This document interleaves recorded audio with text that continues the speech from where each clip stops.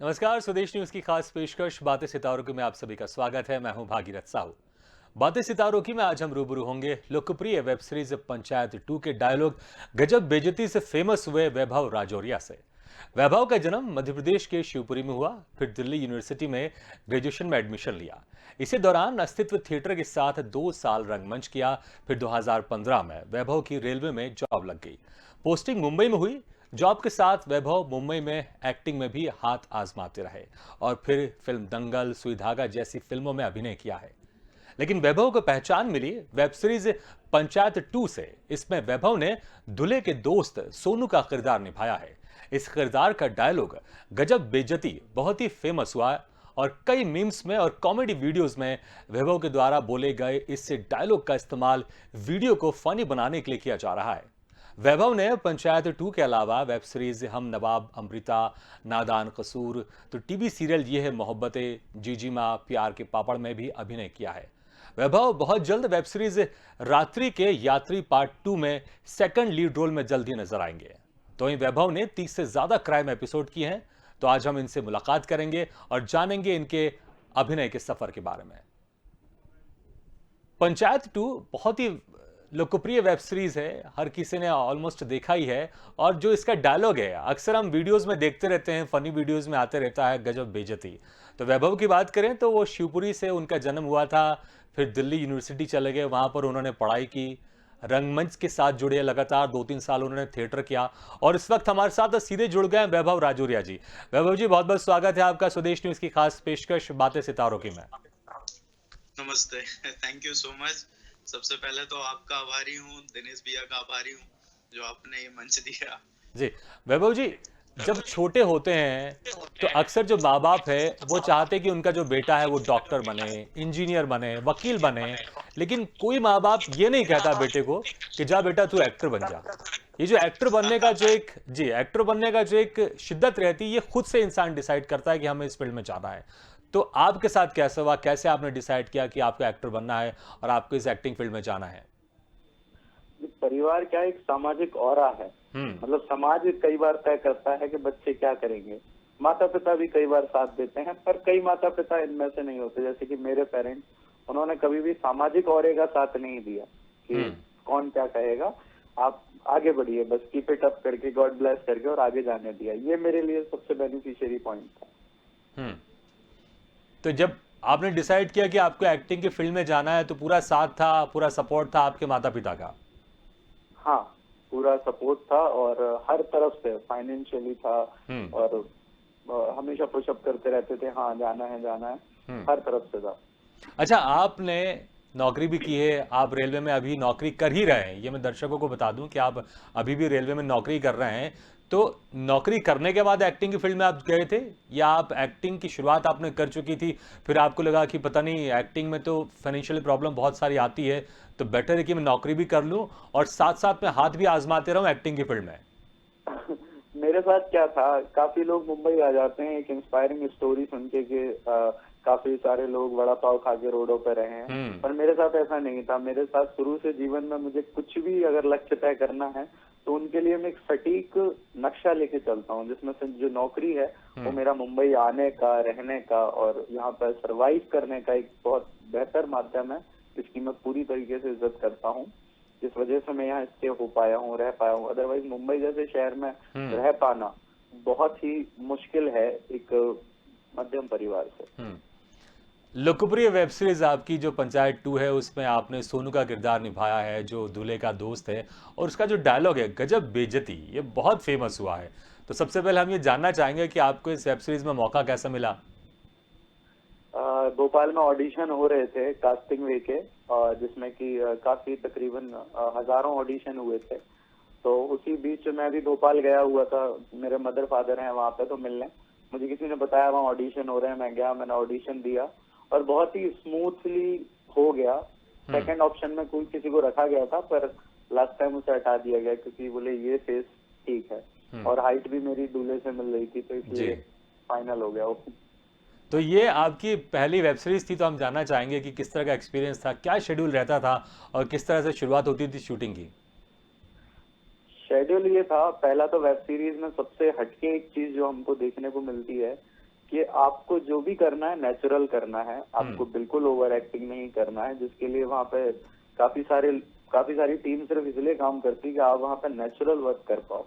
तो पहला तो ये एक बहुत ही बेहतर अनुभव मिला। दूसरा कि सेट का शेड्यूल होता था सुबह 9 बजे से, पर ये नहीं पता होता था कि आपका कब लगेगा सीन। मेरा सीन सुबह 9 बजे से बुलाया था तो रात को लगा था, ऑब्वियसली शादी का सीन रात को ही लगेगा। दूसरा कि भोपाल से और जहाँ पे शूटिंग लोकेशन थी वो तकरीबन 60 किलोमीटर की दूरी पे था, तो इसलिए भी काफी आर्टिस्ट पहले ही चले जाते थे। रघुवीर सर, इवन जीतू सर, ये तो लीड रोल थे, तो मीना गुप्ता मैम, ये सब पहले ही पहुंच जाते थे। अच्छा, इसका जो डायलॉग है गजब बेइज्जती, हम चाहेंगे एक बार आप दर्शकों को वो डायलॉग सुना दे, क्योंकि वो बड़ा फेमस है वो। हालांकि 2 शब्द है, लेकिन वो 2 शब्द बड़े जानदार हैं वो। लेकिन चाहेंगे उसी मूड में सुनाए आप, जिस मूड में हमने आपको वेब सीरीज में देखा, उसी मूड में सुनाए आप। नहीं भागीरथ जी, आपने देखा होगा, हम बुंदेलखंड से बिलोंग करते हैं जी। मेरा गांव शिवपुरी पिछोर में है, तो हमारे यहाँ ये सब एकदम आम है। ये जो चीजें हैं बिल्कुल ही आम है। दूल्हे का रूठना, शादी में उसे मनाना, दूल्हे के दोस्तों का एटीट्यूड दिखाना। तो उसी संदर्भ में एक ये डायलॉग बोला गया था जब दूल्हे को नाश्ते वगैरह के लिए लेट करा रहे थे। जो आपने भी भागीरथ जी बोला ही होगा किसी न किसी शादी में कि यार बताओ, तुम्हारी शादी है और हमारे को कोई पूछ भी नहीं रहा यार। तो उसी सीन में वो जब नाश्ता नहीं मिलता तो एकदम इरिटेटिंग होकर बोलता है, यार गजब बेइज्जती, दूल्हे को नाश्ते के लिए कौन परेशान करता है भाई। सही बात। और वैसे भी जब दूल्हे के जब दोस्त जाते हैं तो वो अपने आप को शहंशाह समझते हैं, क्योंकि बाराती होते हैं तो बाराती का एक अलग रुतबा रहता है, और उस रुतबे में अगर नाश्ता भी नहीं मिले तो फिर तो गजब बेइज्जती है भाई।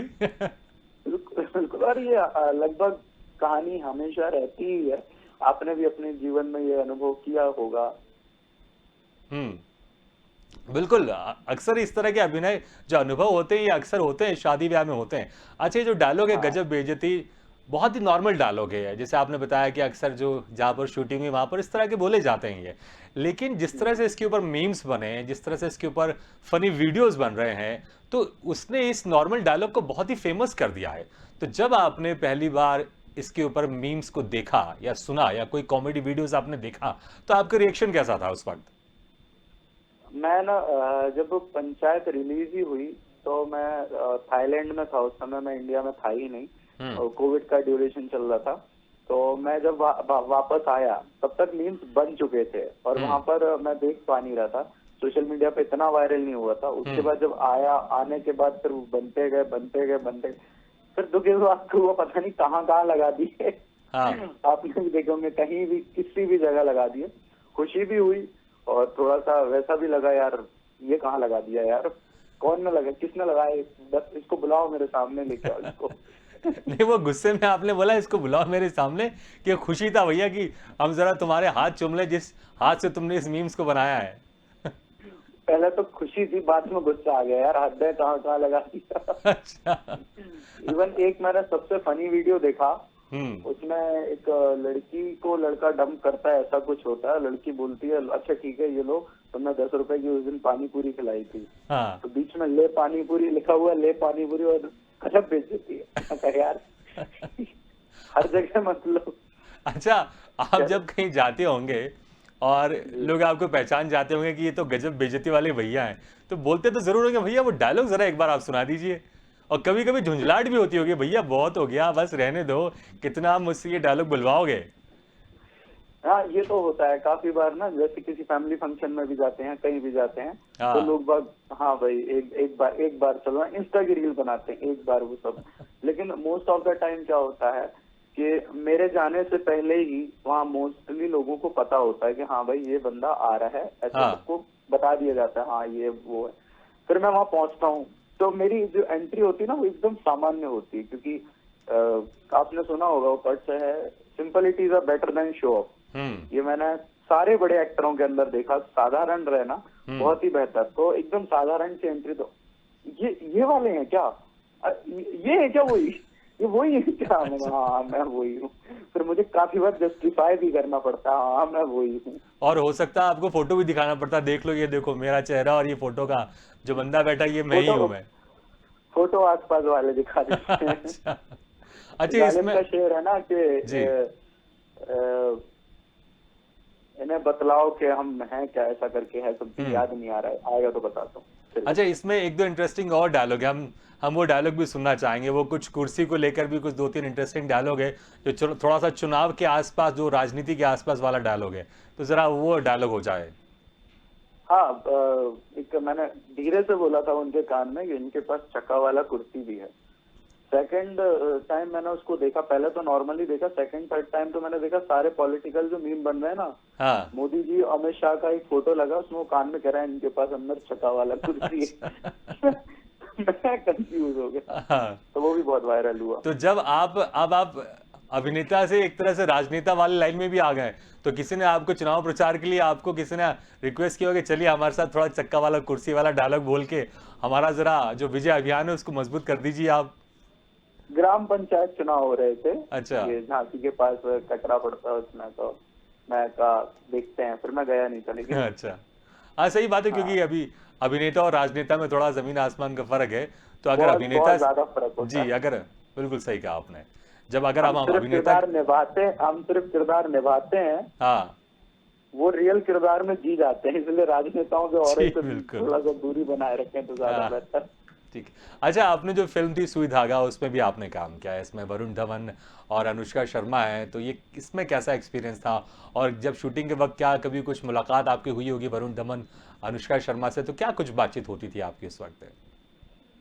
सुई धागा, आपको एक इंटरेस्टिंग फैक्ट बताऊं, शूट हमारा उसका ललितपुर में ही हुआ है, हमारे ओके। बुंदेलखंड में ही हुआ है शूट। हम्म तो सुई धागा का ये था कि पहले दिन मैं सेट पर पहुंचा, हम्म तो कई बार हम सोचते हैं कि कैमरे के सामने हम बेहतर एक्टिंग कर सकते हैं, पर अगर आप देखें कि सामने से कोई सेलिब्रिटी चलता हुआ आ रहा है, उसके साथ 4 बाउंसर आ रहे हैं, 6 लोगों का क्रू आ रहा है, 8-10 लोग आ रहे हैं, और ये जितनी भीड़ खड़ी हुई है, ये सारी उसको देखने के लिए खड़ी हुई है।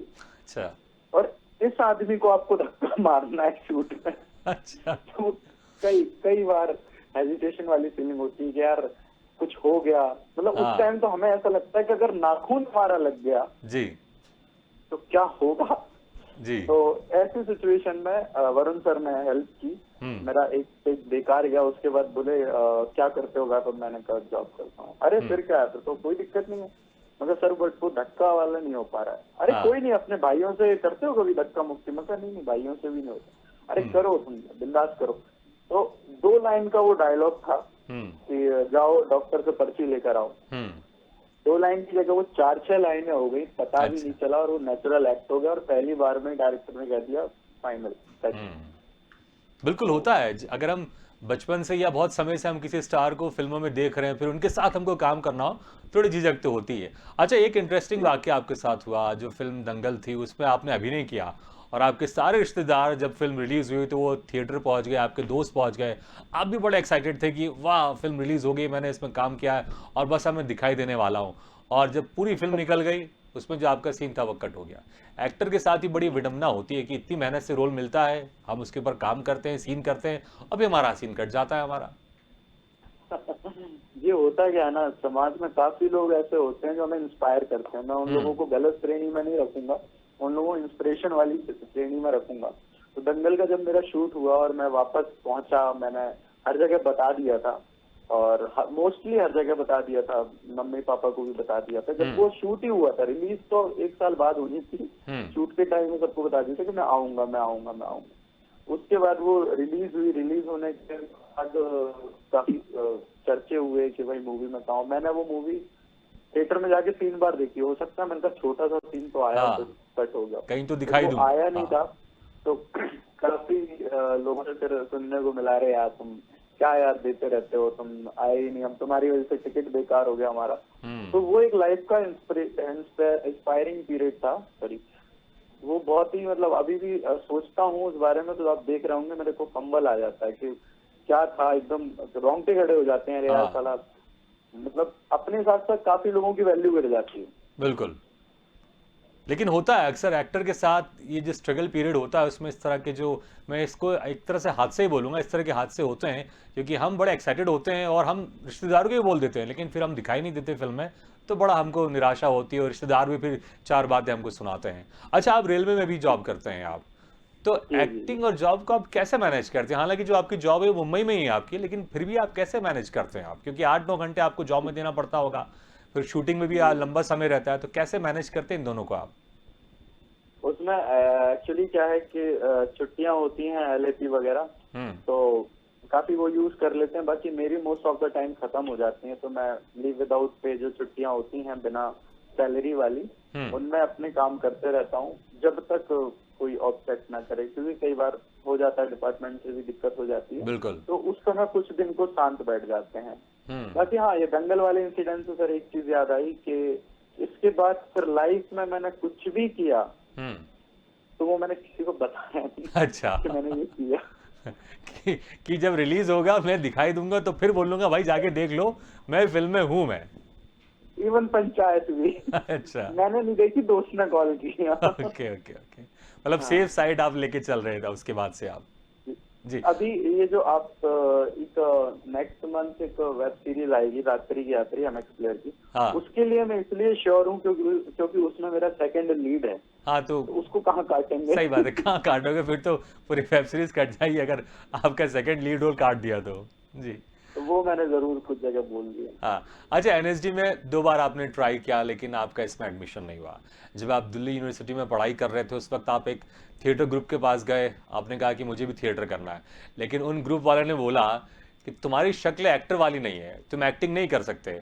तो NSD में भी आपका 2 बार ट्राई किया, आपका सिलेक्शन नहीं हुआ, थिएटर ग्रुप वाले ने मना कर दिया। तो आपके जो डायलॉग है गजब बेइज्जती, ये आपके ऊपर ही चरितार्थ हो गया कि आप ही की गजब बेइज्जती हो गई भाई? उस वक्त क्या हुआ, मैं दयाल सिंह कॉलेज में था दिल्ली विश्वविद्यालय में, वहाँ पे एक लोकल थिएटर सोसाइटी है, नाम तो क्या ही लूं, तो उनके जो प्रेसिडेंट हैं, काफी बार होता है ना कि सोसाइटी के सारे लोग अच्छे होते हैं, बस जो ऊपरी है जो चयन करता है वही बेचारे वैसे होते हैं जिससे। तो मैंने काफी बार मतलब 3 से 4 बार मैं हर बार ट्राई करता था कि मुझे करना है। अब उनको जो लुक चाहिए था वो चाहिए था, मतलब गांव का बूढ़ा सा बुजुर्ग आदमी। यार कॉलेज में तुम्हें बूढ़ा बुजुर्ग आदमी कौन मिलेगा? सही बात है। तो ऐसे लोग उनको चाहिए थे। बाकी लड़कियों की काफी बार रिक्वायरमेंट होती थी, तो उस बीच मैंने काफी बार ट्राई किया। अपनी पूरी शिद्दत से मैंने पूरी मतलब घंटों प्रैक्टिस करके रात भर जग के मैं दूसरे दिन के लिए एक्ट तैयार करता था। राउंड चेंज होते जाते थे, तैयार करता। फिर लास्ट में एक दिन मैं जब तीसरा ट्रायल देने गया तब उन्होंने बोला कि सर आप परेशान मत हो, आप पढ़ाई कर लें, क्योंकि आपका ना जो फेस स्ट्रक्चर है वो एक्टर वाला नहीं है। अच्छा। मैं कहा ये भी हो सकता है, मैं समझ गया कि शायद नहीं है, और मैं मान भी गया कि नहीं है। फिर दोस्त मिले, दोस्तों ने पुशअप किया कि नहीं भाई ऐसा कुछ नहीं है।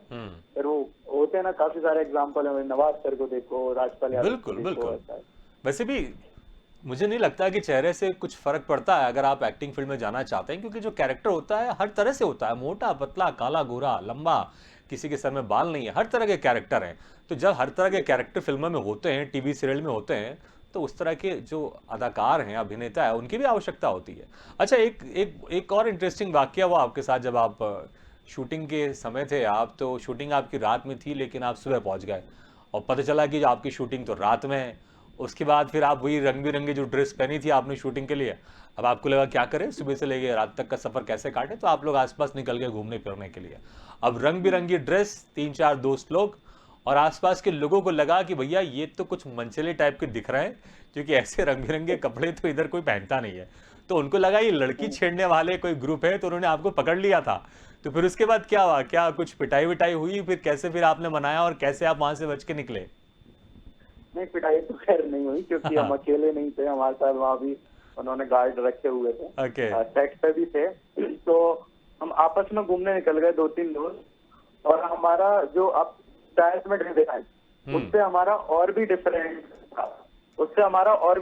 था, पंचायत में जो देखे ना उससे और भी अलग था हमारा। तो एकदम वैसे थे कपड़े, मतलब चमकीले, पैंट भी चमकीली, सब कुछ एकदम। तो बस, और एक हमने साइकिल ले ली थी, हुक वाली जो आती है ना, लंबी वाली, उसमें दूध बेचते हैं, और बस हम चश्मा वश्मा लगा के रोड पे ही काफी बार होता है रील्स बनाते हैं।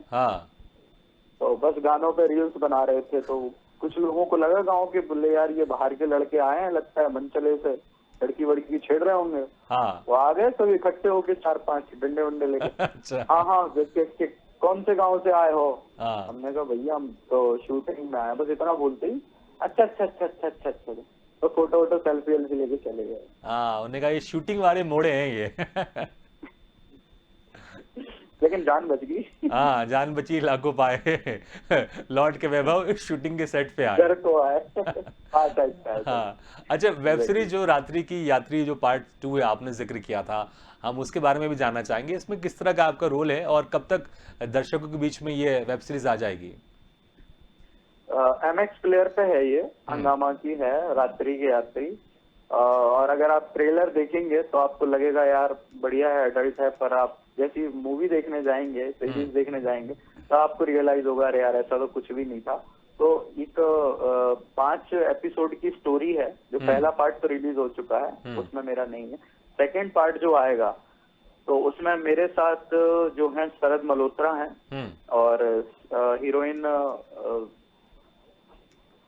मीरा दोस्तले हैं, और उसके साथ थर्ड जो उनका दोस्त है सोनू, इसमें भी मैं सोनू हूँ, वो मैं हूँ। तो इसमें भी बस एक मजाकिया दोस्ती यारी वाला किरदार है, एक दोस्त की शादी कराना है, और वो शादी कराने के लिए हम काफी जुगाड़े लगाते हैं, काफी प्रपंच मचाते हैं। तो इसी तरह का उसमें भी सीन है, और उसमें से भी आई होप आपको काफी सारे मीम शायद मिल जाए। नहीं, बिल्कुल मिलेंगे, और हमें भी पूरी उम्मीद है गजब बेइज्जती की तरह उसके कुछ डायलॉग्स भी बड़े फेमस होंगे। अच्छा, हमने आपकी प्रोफेशनल लाइफ के बारे में तो बात ही कर रहे हैं, कुछ पर्सनल लाइफ की भी बात करते हैं हम। हालांकि एक एक्टर जो होता है उसकी कोई पर्सनल लाइफ मुझे नहीं लगता कुछ होती, क्योंकि सब कुछ पब्लिक प्लेटफॉर्म में आ ही जाता है वो। तो जब आपने फिल्म नहीं की थी उसके पहले एक लड़की को अपने दिल की बात बताई थी और आपने उसको प्रपोज किया था, लेकिन उसने मना कर दिया था। लेकिन फिर जब आपकी फिल्म सुई धागा रिलीज हुई तो उसका खुद मैसेज आया, उसने खुद आपसे बातचीत करनी शुरू कर दी। तो पहले ये बताइए कि उसने पहले मना क्यों कर दिया था, और फिर जब दोबारा उसका खुद फोन आया तो कितनी खुशी हुई? नहीं, प्रपोज वाली कोई बात नहीं थी। नहीं, दिल की बात बताना मतलब फिर वही है भाई। अब आप इसको ऐसे बोले या वैसे बोले? नहीं, प्रपोज वाली कोई बात नहीं थी। क्या होता है कॉलेज में कुछ लड़कियां होती हैं जो हमारे हेटर्स होती हैं, अगेंस्ट होती हैं। मतलब अगर हम हंसे भी तो उन्हें बुरा लगता है। ओके। हाँ, तो उनमें थी कुछ जिनसे हमने बोला था, दोस्ती का इजहार किया था हमने, प्रपोज वो वाला नहीं किया था, वो प्रो लेवल का। ओके, वो वाला नहीं था, ये दूसरा वाला था। हमने कहा यार, हमने कहा लड़ाई वड़ाई खत्म करो यार, दोस्ती करते हैं अपन, बात खत्म करते हैं। अरे तुम्हें पता है मैं MPPSC की तैयारी कर रहा हूँ। मैं कहा ठीक है, तो उसमें दोस्ती से क्या फर्क पड़ना है। मैं कहा ठीक है चलेगा। तो बस यही बातें चल रही थी। उसके बाद उनसे 4-5 सालों से राब्ता हुआ नहीं, 3-4 सालों से, सॉरी। फिर उसके बाद एक दिन अचानक फेसबुक पर मैसेज आया, कैसे हो तुम? तो यहाँ मुझे जाकिर खान याद आ गया। कैसे हो तुम? इतना सॉफ्ट कॉर्नर। मैं कहा जी मैं बढ़िया, आप कैसे हैं? अब मैं पहचान तो गया था, पर मैं जानबूझ के मगर आप कौन? थोड़ा भाव खा ले, हम भी पहले उसने उस वक्त खाया था, अब हम थोड़ा भाव खा ले। थोड़ा तो खा लेंगे। बिल्कुल ठीक है, लड़के हैं यार, नहीं खा सकते, लेकिन थोड़ा तो खाना बनता है। सही बात है। तो मैं कहा जी आप कौन? अरे इतनी जल्दी भूल गए? मैं कहा हाँ। फिर उसने फेयरवेल की फोटो भेजी मुझे। ओके। मैं कहा अच्छा, संभाल के रखी है? मैं कहा क्या बात है। हाँ, और सब बढ़िया, मगर सब बढ़िया। खैर अभी हमारे अच्छी दोस्त है, वो बात होती है। बहुत बढ़िया। तो अच्छा, समय कम है तो एक लास्ट सवाल आपसे करना चाहूंगा। कपिल शर्मा शो में आप क्रिएटिव टीम जो उनकी डिपार्टमेंट थी उसमें आप थे, उसमें आप तो किस तरह का वो एक्सपीरियंस था? कपिल सर जो क्रू के लिए हैं तो एकदम जेन्युइन और बिल्कुल फ्रैंक है। मतलब क्रू के साथ उनका व्यवहार बहुत ही बेहतर है। और उसके अलावा जैसे कि हम काफी बार होता है, जैसे कि कोई शक्ल से बीमार लग रहा है, जिसकी तबीयत खराब लग रही है, तो वो शक्ल से पहचान जाते हैं कि हाँ भाई ये लड़का जो है वो बीमार है या इसको कोई प्रॉब्लम है या कुछ भी। बहुत बेहतर रहा। खैर ज्यादा मैं रह नहीं पाया उनके साथ, लेकिन मजा आया। चलिए वैभव जी, भविष्य के लिए आपको बहुत बहुत शुभकामनाएं। आप ऐसे ही अच्छे अच्छे काम करते जाएं और दर्शकों को आप एंटरटेन करते जाएं। बहुत बहुत शुक्रिया। Thank you so much Bhagirath. तो बातें सितारों की में आज हमने मुलाकात की अभिनेता वैभव राजौरिया से। अगले बार हम फिर किसी शख्सियत से मुलाकात करेंगे, तब तक के लिए दीजिए इजाजत। लेकिन खबरों का सिलसिला लगातार जारी, आप देखते रहिए स्वदेश न्यूज।